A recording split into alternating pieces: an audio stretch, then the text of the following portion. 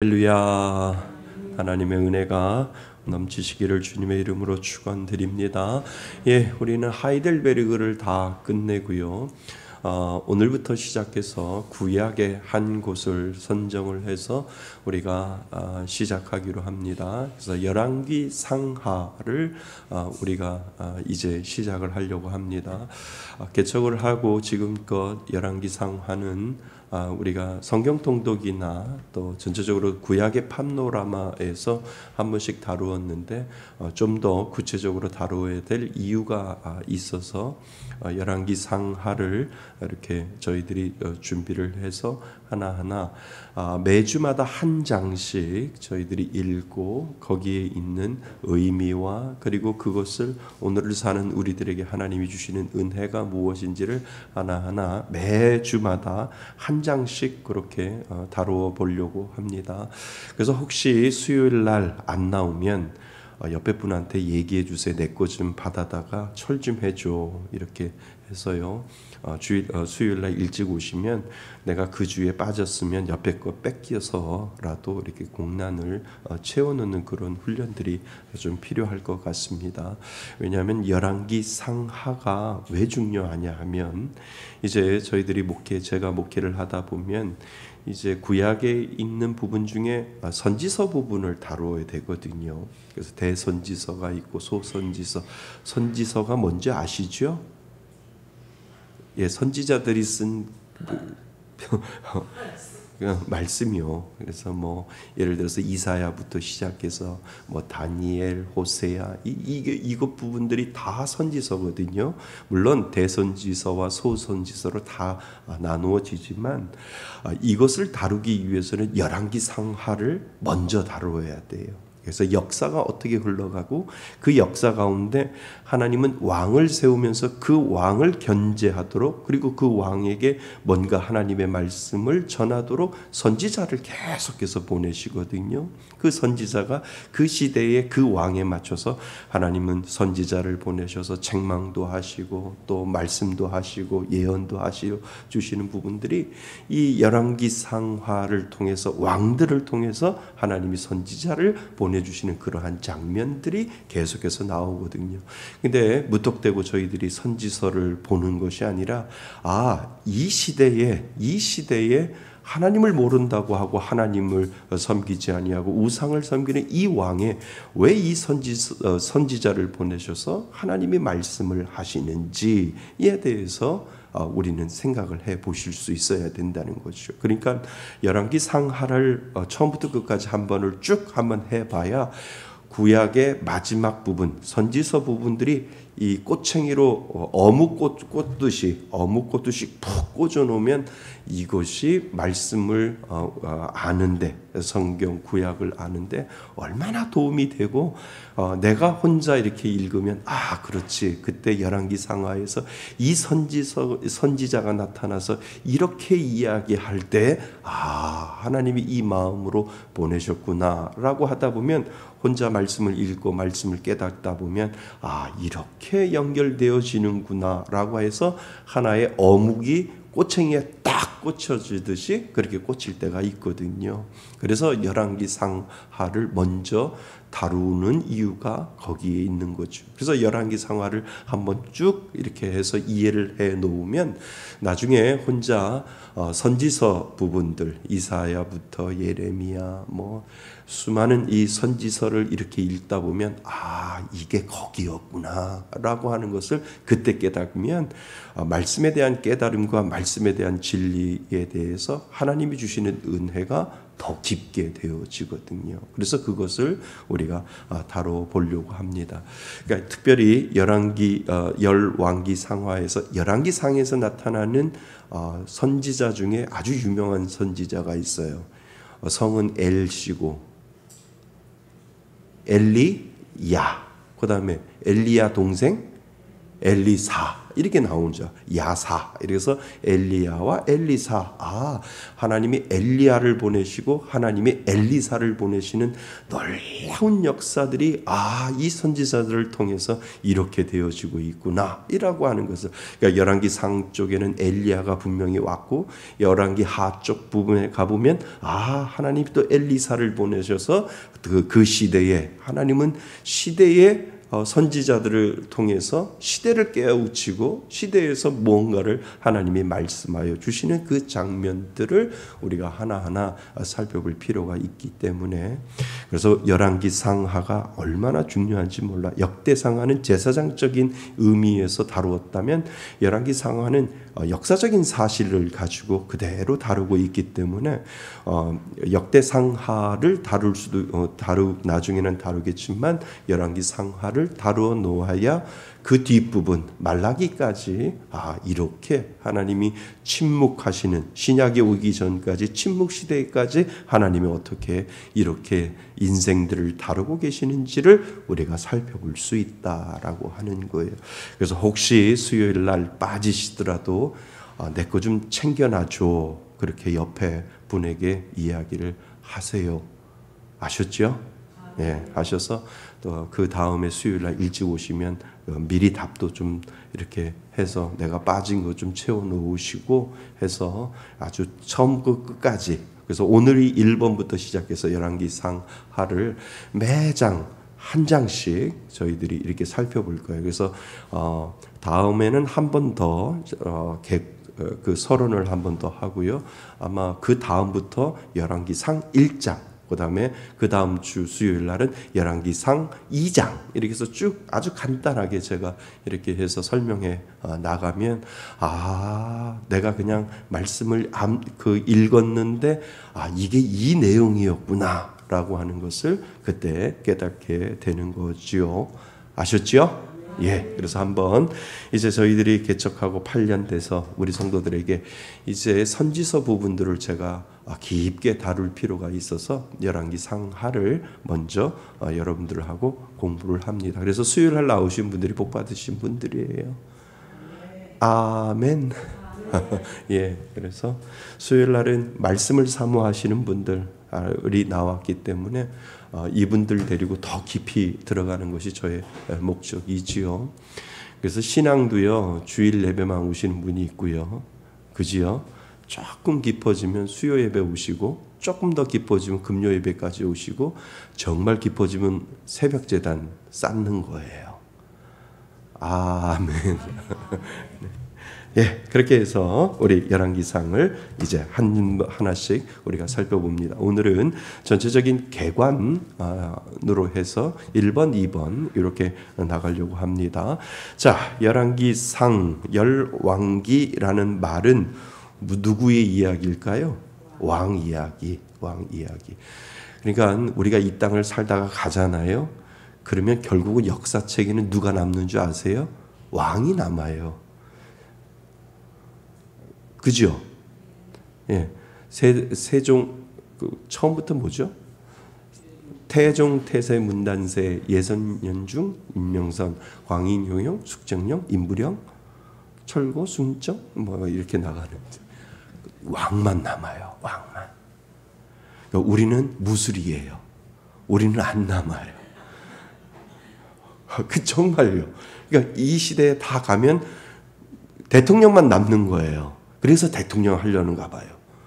왜요? 역사는 대통령이 뭘 했는지를, 대통령이 잘한 대통령이든 못한 대통령이든 하여튼간 대통령만 남아요. 우리는 이름에도 끼지가 않아요. 그러니까 열왕기상을 보면 왕에 대한 이야기이잖아요. 그러니까 왕이 어떤 왕이었는데 그 시대의 왕이 하나님 보시기에 정말 착한 왕인지 선한 왕인지 악한 왕인지 그것만 다루고 있는 거예요.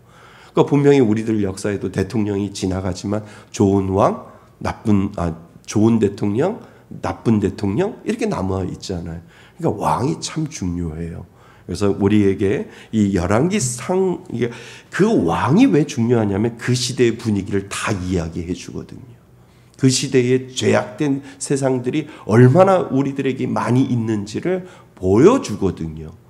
그러니까 그 시대의 선한 왕, 오로지 하나님 앞에 순종하고 하나님 앞에 바로 서려고 하는 왕이 그 시대에 있다면 그 시대의 사람들의 모습을 우리는 들여다보지 못했지만, 김씨인지 이씨인지 박씨인지 다 들여다보지 못했지만, 그 시대에 하나님이 그 왕을 평가할 때 선한 왕이었고 좋은 왕이었는데, 그 백성들도 선하고 어질고 착한 백성이 되었겠구나라고 생각을 할 수 있다는 거죠. 근데 사실 열왕기 상황 보면 착한 왕 거의 없어요. 그지요? 다 악한 왕, 나쁜 왕이에요. 왜요? 인간의 본성은 다 그렇기 때문에. 뭐만 주어지면, 권력과 돈만 주어지면 다 욕심내기 때문에 그렇다는 거예요. 그것을 하나님이 우리들에게 보여주면서 하나님을 멀리 떠나는 인생, 하나님 앞에 더 가까이 붙어있는 인생의 모습들을 우리들에게 이 왕들을 통해서 보여주고 있다는 거죠. 자, 열왕기라고 하는 말은 왕 이야기를 나열된 책이라는 뜻입니다. 열왕기 상은 크게 세 부분으로 나눌 수 있습니다. 첫째는 다윗의 죽음과, 이제 아까 우리가 읽었잖아요. 다윗이 죽을 날이 가까웠잖아요. 근데 우리에게 들어오는, 시야에 들어오는 게 뭐예요? 수냄 여자하고 잤어요? 안 잤어요? 안 잤어요. 또 혼날려고요. 그죠? 한 번 혼났는데 내가 또 혼나? 여자 때문에? 아니잖아요. 그러니까 다윗은 수냄 여자하고 그냥 잠을 자지 않았다라고 하는 것이, 시중은 들었으나 왕과 잠자리와 같이 하지 않았다. 이것이 키포인트입니다. 그러니까 참 깨달음이 중요한 거예요. 그래서 다윗 왕이 마지막 때에 하나님 앞에 붙들려 있는 부분을 우리는 보게 됩니다. 둘째는 솔로몬의 통치와 업적, 특히 성전을 건축하는 내용 부분입니다. 그리고 마지막 셋째 부분은 솔로몬이 죽은 후 나라가 두 나라로 갈라지지요. 그지요? 남유다와 북이스라엘로 분열이 됩니다. 남유다에는 누구의 왕? 이름이 뭔지 아세요? 성은 르시. 그 다음에 북이스라엘은 성은 여시. 여로보암. 몰라도 돼요. 괜찮습니다. 그래서 남유다와 북이스라엘을 분열이 되고 각각의 왕조에서 등장하는 여러 왕의 이야기가 번갈아 가면서 나오는 부분입니다. 왕들을 평가하시는 하나님의 기준은 그들이 다윗 왕의 길을 따르는가, 아니면 북이스라엘 안에서 금송아지를 숭배한 여로보암의 길을 따르는가였습니다. 그러니까 남유다는 다윗을 통해서, 솔로몬을 통해서 르호보암으로 이어지고 있는 것을 우리들에게 보여주고, 그리고 솔로몬을 통해서 갈라지면서 여로보암, 북이스라엘 쪽에 여로보암, 북이스라엘엔 착한 왕이 있어요, 없어요? 없어요. 다 악한 왕이었어요. 그래서 결국은 북이스라엘도 망하고 남유다도 결국은 망하잖아요. 그래서 우리는 거기까지 생각해 보셔야 됩니다. 남유다의 왕들 가운데엔 간간히 하나님 보시기에 바른 왕들이 나오기도 하지만 북이스라엘 왕들은 한결같이 낙제점을 받습니다.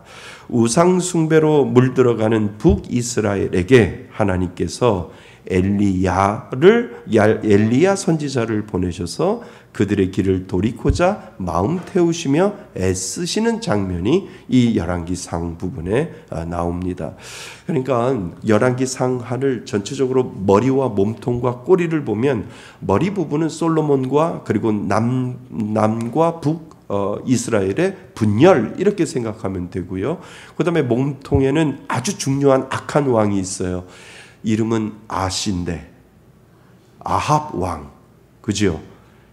아합 왕에 대한 이야기가 나오고, 꼬리는 결국은 두 나라가 망하는 부분. 그러니까 머리와 몸통과 꼬리가 이렇게 되어지고 있지요.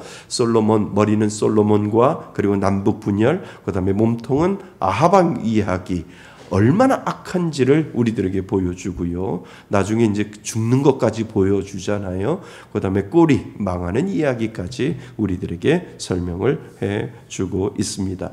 그러니까 오늘도 우리는 다윗의 길을 가는 사람이 있고 여로보암의 길을 가는 사람이 있다라고 하는 거예요. 나라도 그렇고 교회도 그렇고 그 교회 공동체도 그렇다라고 하는 것을 보여주고 있다는 거예요.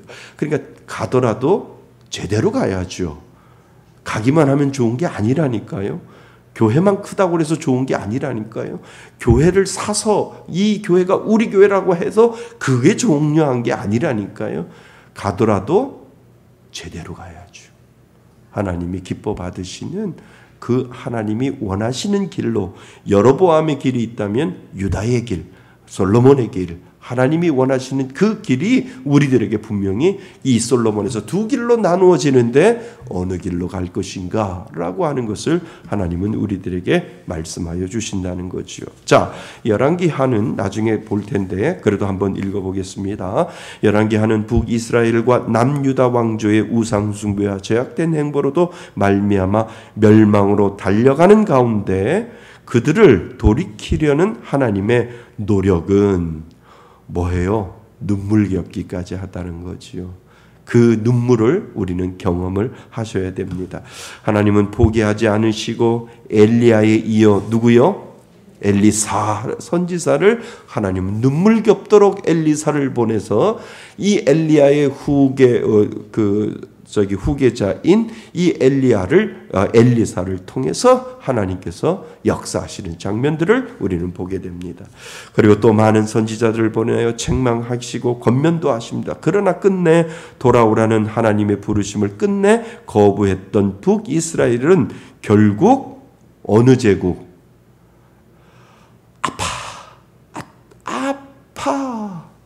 뭐요? 아수르. 예. 그죠? 북이스라엘은 아프죠? 좋은 왕이 하나도 없잖아요. 그러니까 아파요, 안 아파요? 아파요, 아파. 그래서 북이스라엘은 누구요? 아수르에게 잡혔어요. 기억하시라고요. 예. 북이스라엘은 어디에게 망했다고요? 아수르한테 망했습니다. 예. 다 기억해 놓으면 뼈가 되고 살이 됩니다. 북이스라엘은 어디요? 아세르 제국에 의해서 멸망당하고 그때가 먼저 망했어요. 북이스라엘이 722년 BC라고 하는 것은 줄어드는 거잖아요. BC가 그지요? 722년부터 계속 제로로 가면 어디예요? 거기가 예수님 탄생하실 때. 그죠? 탄생하고 나서 예수님이 태어나고 나서 1년이면 뭐요? AD 1년. 이렇게 되는 거죠. 그러면 지금 우리는 몇 년을 살아요? AD 2025년을 살아가고 있는 거예요. 그죠? 그래서 북이스라엘이 먼저 722년도에 망하고 그리고 남유다가 역시 586 세대. 그죠? 586년 BC 586년에 어디에 바보라고 바벨론. 어디요? 바보라고 바벨론에 멸망하고 함락되어 포로로 끌려가게 되지요. 그지요? 북이스라엘은 어디에 망했다고요? 아수르. 그 다음에 남유다는 어디요? 바보라고 바보들 바벨론. 그죠? 기억나시죠? 이제 새록새록 이제 기억나실 거예요. 자꾸 옛날에 배웠던 거 기억하셔야 돼요. 그래야 나중에 선지서가 뚫립니다.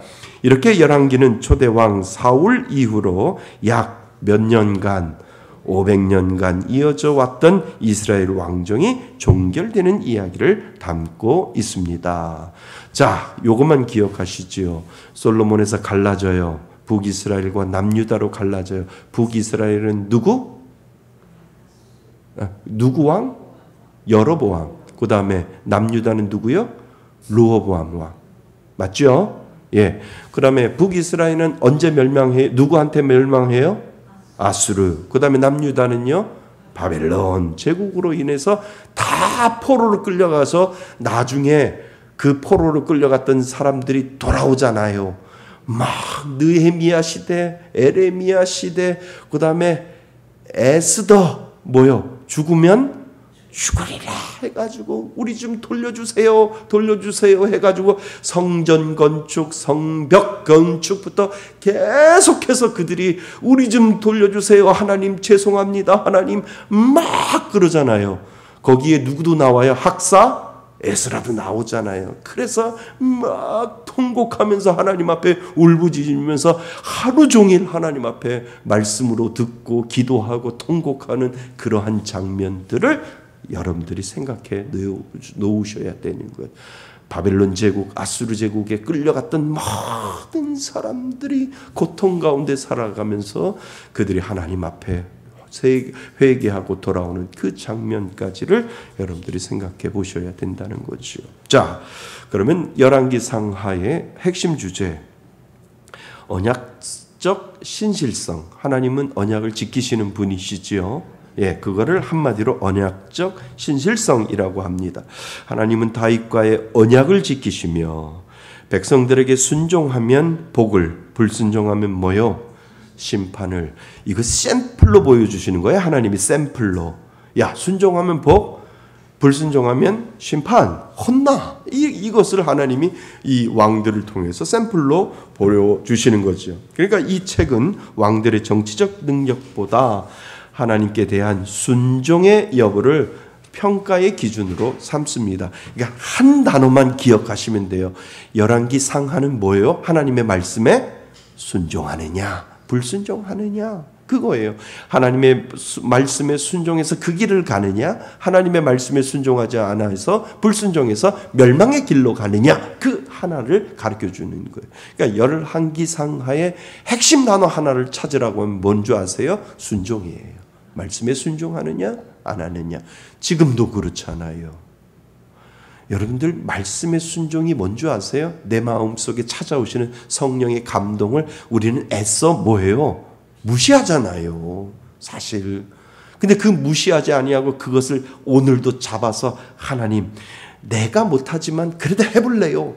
제가 한번 열심히 해볼래요. 하나님은 완성을 원하시는 것이 아니라 순종을 원하신다니까요. 하나님, 제가 내 마음속에 이 감동이 왔는데요, 그 감동이 온 그대로 제가 한번 뭐 해볼게요? 순종해 볼게요. 그 순종을 통하여 하나님이 힘을 주시고 지혜를 주시고 하나님은 용기를 주신다는 거예요. 지금도 그래요. 순종인지 불순종인지 하나님은 오늘도 우리들에게 원하시고 계신다는 거예요. 그러니까 딱 맞는 거예요. 순종이 뭐보다 낫다고요? 제사보다 낫다라고 하는 거예요.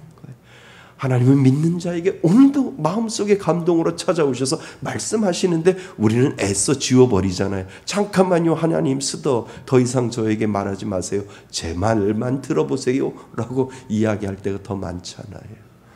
그래서 하나님은 그 당시의 순종, 오늘도 순종 똑같다는 말이에요. 순종하면 너는 복을 받고 순종하지 아니하면 다시 뺑뺑이 돌릴 거야. 순종하면 복을 받고 순종하지 않으면 다시 뺑뺑이 돌릴 거야. 순종하면 복을 받고 순종하지 않으면 뭐요? 다시 정신 차리도록 뺑뺑이 돌릴 거야. 그 당시에 하나님이 하셨던 방법 그대로 오늘도 하는 거예요. 왜 이렇게 자꾸 안 꼬이지요? 아니, 가만히 보면 순종인지 불순종인지 둘 중에 하나. 내가 불순종해서 혹시 하나님이 지금도 여전히 뺑뺑이 돌리시는 거 아닌가? 이거 찾아보셔야지요. 이것을 열왕기 상하를 통해서 순종하면 복이요, 순종하지 아니면 불순종하면 멸망이야. 빼앗기고 너희들은 그냥 포로로 끌려가는 거야까지 하나님이 보여주신다라고 하는 거지요. 자, 그래서 순종의 여부를 평가의 기준으로 삼습니다. 그 다음에 열왕기 상하는 성전과 예배의 중심성을 우리들에게 이야기를 해주고 있다는 거였죠. 성전은 하나님 임재의 상징이었지만 형식적인 제사와 우상 숭배가 들어올 때 성전조차 무의미해짐을 우리들에게 보여주고 있다는 거예요. 하나님은 열왕기 상하를 통해서 계속해서 너희들이 성전을 중심으로 살아라라고 하는 것을 계속해서 이야기하는데 이 악한 왕들은 우상을 섬기잖아요. 그지요? 우상을 섬기는데 그 우상이 송아지 우상. 그지요? 그러니까 보여지는 우상. 왜 왕들이 그렇게 아니 하나님이 뻗어지 계시는데 왜 그들은 우상을 섬길까? 아니 쉬워요.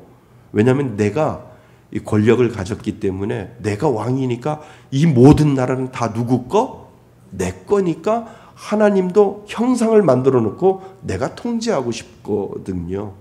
내가 하나님 앞에 하나님이 보이지 않은 그 하나님 앞에 내가 통제를 받는 것이 아니라 내가 하나님을 만들 거야. 그리고 송아지 우상을 만들어 놓고 이게 너희들이 믿는 하나님이다라고 만들어 놓고 내가 마음대로 이 송아지 우상을 하나님이라고 얘기해 놓고 내 마음대로 좌지우지 할 수 있도록 만들어 놓는다는 거예요. 그러니까 권력이라고 하는 것이 그렇게 저거 무섭다라고 하는 거예요. 그러니까 북이스라엘의 모든 왕들이 다 우상을 숭배를 했던 게 뭐냐면 하나님을 자기 손 안에 넣고 싶다는 거예요. 근데 그게 오늘을 사는 우리들하고 똑같다니까요. 내가 뭔가를 좀 가지고 있으면 자꾸 하나님을 내 마음대로 요리하고 싶을 때가 더 많잖아요. 안 그렇죠? 네, 저만 그래요. 내 마음대로 하나님을 움직이고 싶은 거예요. 그러니까 하나님의 말씀에 순종하려고 하는 생각하는 것이 아니라 하나님 내가 원하는 게 이거니까 내 마음대로 내 뜻대로 하셔야 됩니다 라고 할 때가 더 많이 있다는 거예요. 그것을 오늘을 사는 우리들에게도 그대로 적용이 된다는 거예요. 그래서 하나님은 우리들에게 예배 성전의 중심에 서서 있지 아니하면 언제라도 너희들은 너의 본성들이 드러나서 너희 안에 내가 없을 거야 라고 하나님은 계속해서 그때도 그렇고 지금도 우리들에게 말씀하고 계신다는 겁니다. 그래서 성전 중심의 예배가 오늘날도 얼마나 필요해. 그러니까 교회만 빠지지 않고 계속 나오면 은혜가 임한다니까요. 빠져서 문제죠. 이래서 빠지고 저래서 빠지고 빠져서 문제잖아요. 우리 교회 성도님들 보면 계속 한 번도 안 빠지시는 분들 은혜가 스며들잖아요. 저는 그거 보여요. 근데 징검다리 이빨 빠지듯이 계속 빠졌다 나왔다 하는 부분 보세요. 은혜가 임할 순간이 없어요. 그래서 묵묵히 주님 전에 나와서 예배드리는 자에게 하나님의 은혜가 점점점 임하게 된다라고 하는 것을 우리들에게 가르쳐주고 있다는 거예요. 그래서 하나님은 우상을 섬기지 말고 성전 중심, 예배 중심으로 사는 자에게 하나님은 복을 주신다라고 약속하고 있다는 겁니다. 자, 그래서 열왕기 상하의 상하는 또한 왕과 누구요? 선지자. 그러니까 왕이 실패할 때마다 하나님은 누구를 세워서 선지자들을 세워서 말씀을 전하도록 하셨고 선지자들은 시대의 불편한 진실을 말하며 백성이 하나님께 돌아오도록 외쳤습니다. 그래서 우리는 그 불편한 진실을 말하는 정말 올바른 선지자에 대해서 아주 구체적으로 우리가 살펴보려고 합니다.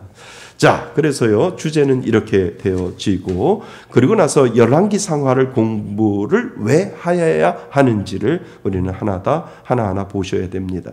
하나님의 관점에서 역사를 볼 수 있기 때문에 그렇다는 거예요. 제가 이야기해 드린 것처럼 이해가 되시죠?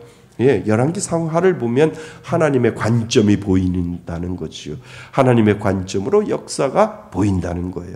세상의 역사는 전쟁, 정치, 경제 관점으로 기록되지만 성경은 다릅니다. 열왕기는 왕을 평가할 때 늘 이렇게 말합니다. 그가 여호와 보시기에 뭐예요? 정직히 행하였는가? 악을 행하였는가? 하나님은 그것을 보신다는 거예요. 누구 보시기에? 하나님 보시기에. 여호와 보시기에 뭐 했는가? 정직히 행했는가? 악을 행했는가? 즉 하나님의 시각이 가장 중요한 평가 기준임을 보여줍니다. 오늘날도 그렇잖아요. 다른 사람이 여러분들을 평가하는 것보다 내가 하나님 보시기에 정직히 행했는가? 그것만큼 가장 좋은 게 어디 있어요? 그죠? 근데 하나님은 우리가 여호와 보시기에 정직히 행했는가? 우리 스스로 알게 하신다는 거예요. 아세요? 왜요? 우리 안에 누가 계시기 때문에, 성령 하나님이 계시기 때문에 내가 정직히 행하였는지 안 행했는지를 누가 알아요? 내 안에 계신 성령님이 알기 때문에 내가 그것을 안다는 거예요. 단지 감출 뿐이지. 내가 정직히 행하였는지 정직히 안 했는지를 아무도 몰라요. 근데 죄송한데 정말 예수 믿으면 본인은 알아요. 단 뭐가 들어가 있어요? 예수를 정말 믿으면, 예수님을 정말 믿으면 내가 하나님 앞에 정직히 행했는지 정직히 행하지 않았는지를 내가 알 수 있다는 거예요. 믿으세요? 네. 그래서 여호와 보시기에 정직히 행하였는가 악을 행하였는가 하나님의 시각이 가장 중요한 평가 기준임을 우리들에게 보여준다는 거죠. 자, 하나님 나라의 원리를 우리는 배웁니다. 이스라엘과 유다의 흥망순쇠는 군사력, 경제력, 외교적 동맹이 아니라 하나님의 말씀의 순종 여부에 달려 있습니다. 맞지요? 오늘 우리에게도 성공과 실패는 하나님의 말씀을 따르는가에 달려 있습니다.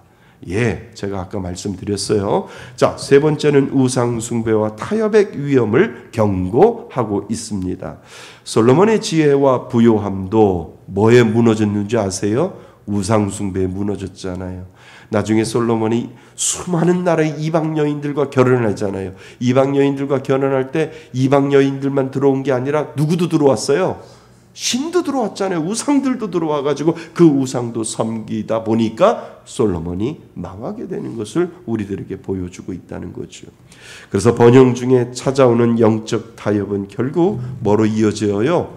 멸망으로 이어졌습니다. 오늘날도 물질, 성공, 쾌락, 자기중심적인 가치관이 우상이 되어 하나님과의 관계를 무너뜨릴 수 있습니다.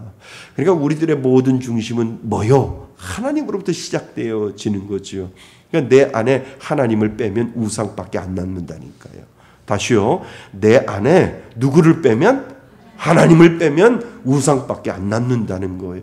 그걸 알면서도 우리는 늘 하나님을 자꾸 제껴 놓으려고 나의 본능은 그렇게 이야기하는데 자꾸 의식하셔야지요. 의지해야지요. 하나님이 나의 신앙의 중심입니다. 하나님이 빠지면 나는 우상밖에 안 남습니다. 라고 하는 이 믿음의 고백을 늘 하나님 앞에 하셔야만 우리는 오늘날의 우상에게 빠지지 않을 수 있다는 거죠.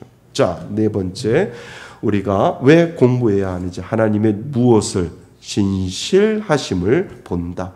왕들은 대부분 실패했지만 하나님은 다윗 언약을 기억하시고 결국 영원한 왕이 있는데 예수 그리스도를 통해 참된 왕이 누군지를 보여주신다는 거예요. 예수 그리스도를 통해 참된 왕을 보내십니다. 그래서 왕이신 나의 하나님, 내가 그의 이름을 높이고 영원히 그분을 찬양합니다 할 때 예수 그리스도는 우리의 뭐요? 영원한 왕이 되신다는 거예요. 그러니까 아무리 열왕기 상하에 수많은 왕이 나온다 할지라도 그 왕들은 완전한 왕이 아니다. 완전한 왕은 누구래요? 한 분, 예수 그리스도. 라고 하는 것을 우리들에게 끊임없이 가르쳐주는 것이 무엇이는 거예요. 그래서 장난 삼아 열왕기 상하를 다 배우면 열왕 부럽지 않는 한 분이 계시는데 누구요? 예수 그리스도다. 이 결론이 나오는 거예요. 열왕 부럽지 않아.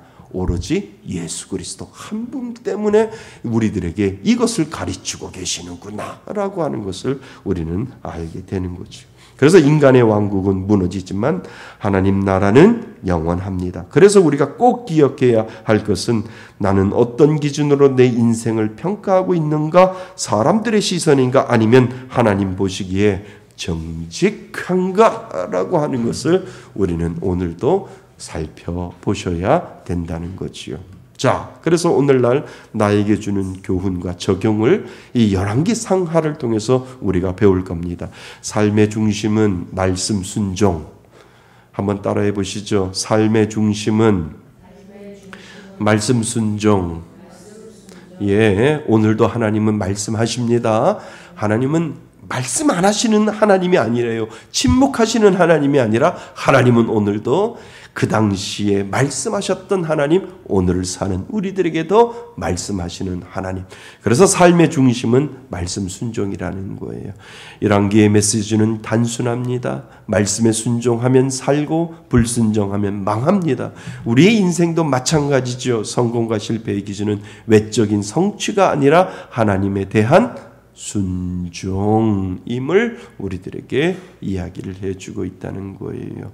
그래서 우리는 끊임없이 열왕기 상하를 공부하다 보면 하나님의 말씀에 오늘도 순종해야지, 오늘도 깨어서 순종해야지, 이것이 남아 있어야 된다는 거지요. 자, 두 번째는 영적인 지도자가 얼마나 중요한지를 우리들에게 가르쳐주고 있다는 거예요. 이스라엘 왕 하나 때문에 그 시대의 민족들이, 그 시대의 백성들이 고통을 당하고 그 시대의 백성들이 죄악된 길을 갈 수 있는 것은 영적인 지도자가 얼마나 중요한지를 우리들에게 가르쳐주고 있다는 거예요. 그래서 영적인 지도자의 책임을 오늘 우리들에게 이야기를 해주요. 나라의 왕만 그런 게 아니고요. 가정의 영적인 가장도 그렇다는 거예요. 하나님이 남자를 세운 게 아니라니까요. 영적인 가장을 세웠어요. 내가 이 가정에 잘 살아, 잘 있어야, 영적인 지도자로 잘 있어야 그 가정이 평안하다니까요. 그래서 내가 잘 보면 내가 가정의 가장이냐라고 생각하면 깨어 있어야 된다는 거예요. 내가 영적으로 무너지면 하루아침에 무너져요. 가정이. 무너진다는 이 말이 무슨 말이냐면 하나님에서 죄로 떠난다는 거예요. 죄악된 길로 쉽게 빠질 수 있다라고 하는 거예요. 그래서 영적인 지도자, 왕도 중요하지만 그 가정의 가장도 중요하고 교회의 목사도 중요하고 사회의 모든 지도자들이 왜 중요한지를 우리들에게 이 열왕기 상하를 통해서 가르쳐주고 있다는 거예요. 그래서 이스라엘 왕이 하나님 앞에 신실하지 못할 때 그 영향은 온 나라에 미쳤습니다. 맞지요? 그래서 마찬가지로 오늘날 가정의 가장, 교회의 목사, 사회의 리더가 하나님 앞에서 서는 태도는 공동체 전체에 깊은 뭐를 줘요? 영향을 주기 때문에 그렇다는. 그래서 여러분들 목사님을 위해서 기도하는 이유는 뭔지 아세요? 내가 편안하려고. 그래서 여러분들이 저를 위해서 기도해 주는 건 뭐냐면 목사님이 잘못된 길로 가면 누가 손해예요? 내가 손해이기 때문에 목사님, 우리 목사님 딴 길로 가지 말고 오로지 주의 길로 가게 해주세요. 왜냐하면 내가 편해야 되니까. 이 고백을 하셔야 되는 거예요. 그러니까 목사님이 딴 길로 가면 내가 힘들어지는 거예요. 딴 길로 가지 않고 바른 길로 가게 해 주옵소서 기도하셔야 돼요. 힘들어지면 교회 떠난다니까요. 목사 때문에. 내가 손해잖아요. 교회 떠나면. 그래서 목사를 위해서 기도하는 이유가 바로 거기에 있다는 거죠. 자, 세 번째는요. 하나님의 은혜와 인내. 이스라엘은 끊임없이 실패하지만 하나님은 오래 참으시는 하나님. 이 정도인데도 참으시는 하나님이 계시는구나. 참고 또 참는 그 하나님의 은혜를 우리는 열왕기 상하를 통해서 참으시는 하나님을 바라봅니다. 또 나 또한 연약하고 자주 넘어지지만 여전히 나를 붙들고 회복시키는 분이 누구시라고요? 하나님이심을 우리는 배우게 된다는 거죠. 자, 결국은 예수 그리스도의 안에서의 참된 왕국을 우리는 꿈꾸게 된다는 거예요. 무엇을 통하여? 열왕기 상하를 통해서 예수님이 만드신 킹덤, 하나님이 만드시는 그 킹덤 왕국에서 나는 영원한 백성으로 남을 거야 라고 하는 이 믿음의 고백을 우리가 하게 된다는 거죠. 그래서 열왕기의 모든 왕은 불완전했습니다. 그러나 하나님은 다윗의 후손 가운데 참된 왕 곧 예수 그리스도를 보내주셨습니다. 그분은 완전한 순종과 예수님은 순종했잖아요. 어디에까지? 십자가에까지. 그러니까 이 순종을 열왕기 상하에서 왕들은 순종을 보여주지 않았는데 참된 예수 그리스도는 뭐요? 순종의 왕이잖아요. 순종의 왕. 끝까지 십자가를 지시고 골고다로 올라가서 죽음을 맞이하는 그 순종의 왕의 모습을 우리들에게 보여주잖아요. 그래서 그분은 완전한 순종과 공의와 사랑으로 하나님의 나라를 뭐 하셨어요? 완성하셨어요. 그러니까 아무리 열국의 왕들이 있다, 북이스라엘과 남유다가 있다 할지라도 거기는 완전한 나라예요? 아니요. 완전한 왕국은 하나님이 세우시는 Kingdom of God, 하나님의 왕국이 가장 완전한 나라임을 우리들에게 보여주고 있지요. 그래서 우리의 진정한 소망은 세상의 제도, 권력, 정치 지도자에게 있지 않고 오직 예수님께 있습니다. 아멘. 그래서 나는 어떤 왕을 따르고 있는가? 세상의 가치와 권력인가? 아니면 참된 왕이신 예수 그리스도인가를 우리는 늘 기억할 수 있도록 이 열왕기 상하는 우리들에게 가르쳐주고 있다는 거예요. 결국은 누구를 배우는 거예요? 영원하신 왕 예수 그리스도가 열왕기 상하에도 완전한 왕은 없고 완전한 나라는 없는데 완전한 나라의 완전한 왕은 하나님이 세우시는 예수 그리스도가 왕이시요 그분이 세우시는 왕국이구나라고 하는 것을 우리들에게 보여주고 있다라고 하는 거지요. 기대되세요? 예, 기대되셔야 됩니다. 예, 감사합니다. 오늘 열왕기 상하 전체적으로 개관을 살펴보았습니다. 예, 우리 하나님 앞에 잠시 기도하고 마치겠습니다. 하나님 열왕기 상하를 이제 공부합니다.